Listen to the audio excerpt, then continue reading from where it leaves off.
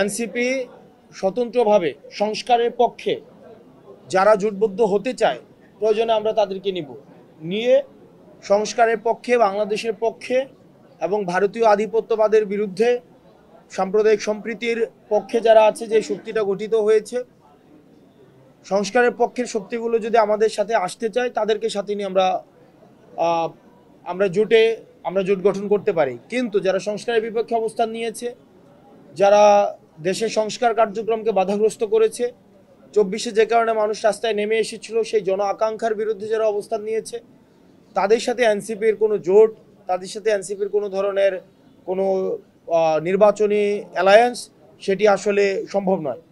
2 নম্বর বিষয় হচ্ছে নির্বাচনী অ্যালায়েন্স, ইলেকটোরাল অ্যালায়েন্স এবং দেশের সামগ্রিক স্বার্থে আমরা এনসিপি সবসময় ছাড় দিয়ে এসেছি।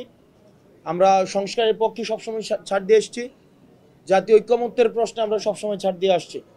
জাতীয় ঐক্যমত্যের প্রশ্নে, সংস্কারের প্রশ্নে যে রাজনৈতিক দলগুলো আসতে চায়, আমরা তাদেরকে নিয়ে পরবর্তী নির্বাচনী কার্যক্রম আমরা পরিচালনা করতে আমরা তাদেরকে ওয়েলকাম জানাবো।